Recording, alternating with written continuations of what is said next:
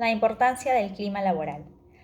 Toda organización que a lo largo del tiempo desea crecer de manera sostenida va a depender de implementar procesos, crear estructuras organizadas que ayuden a ser más productivos y que de esa manera también sean financieramente rentables, logrando así establecer un parámetro donde se muevan en positivo buscando siempre la ganancia para sus inversionistas. Sin embargo, todo esto se basa en un factor que muchas organizaciones suelen dejar de lado: el factor humano. Pues finalmente quienes siguen los procesos, quienes organizan las estructuras y quienes son productivos son las personas, los trabajadores. Pero el factor humano no es un vértice más dentro de esta figura grande de la organización. Por el contrario, es más bien un concepto transversal, pues no solo, valga la redundancia, atraviesa las diferentes caras de la figura, sino también que las enlaza, les da sostenibilidad. Así también puede suceder lo contrario. Puede derribar, romper, destruir la organización y el ritmo que se maneja esta, debido a que, a diferencia de una máquina que puede tener un mantenimiento ya programado para que ésta pueda reducir las fallas dentro de su operación, el factor humano es una variable bastante voluble y que suele cambiar o va a depender de muchos aspectos. Pero entre algunos de estos aspectos, hay uno en especial que ha cobrado relevancia durante estos últimos años, que es conocido como el clima laboral o clima organizacional. ¿Qué es clima laboral? ¿Cómo se define esto? Si nosotros buscamos simplemente en Google, vamos a encontrar que la primera opción, al menos la que me salió a mí, que aparece como definición, dice que el clima laboral es el medio ambiente, tanto físico como humano, en el que se desarrolla una determinada actividad o trabajo. Bajo esta definición, podemos incluso pensar que el clima laboral es algo intangible.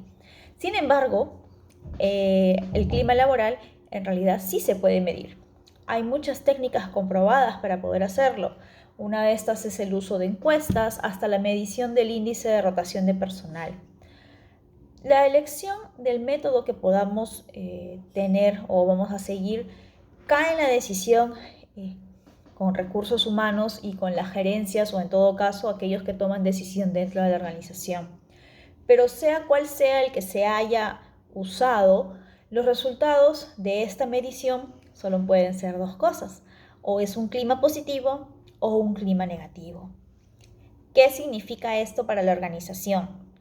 En el caso de que la evaluación del clima laboral sea positiva, como organización nos toca reforzar esos puntos fuertes, ¿no?, para que el manejo siga siendo el adecuado, y más bien los puntos débiles no restarles importancia, y por el contrario, debemos siempre estar atentos a esto, porque puede suceder que un simple punto dentro de una manta blanca impecable pueda transformarse en una mancha que distorsiona lo que nosotros queremos finalmente tener.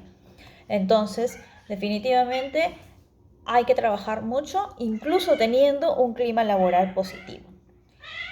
Por otro lado, para una evaluación de clima negativo, es donde las debilidades suelen superar a las fortalezas que tiene el factor humano dentro de esta medición, puede llegar al punto de traducirse incluso en un medio de trabajo hostil,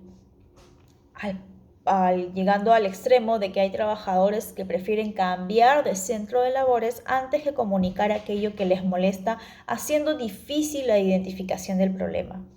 En estos casos, identificar el área o las áreas que tengan mayores incidencias, llevar un estadístico de motivos de renuncia, hacer incluso feedbacks con aquellos que salen de la organización, porque coloquialmente podríamos decir que ya no tienen nada que perder y pueden contar, o decir aquello que tal vez siendo trabajadores no podían.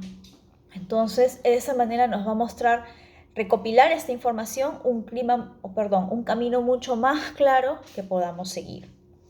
En definitiva, independiente de las metodologías y resultados, el clima laboral, como una arista dentro de este monstruo que es el manejo del factor humano dentro de la organización, cobra suma importancia, siendo que el mantener un clima bueno en positivo da como un resultado un factor humano estable, que piensa a largo plazo su desarrollo dentro de la organización y por ende se traduce en mayor productividad.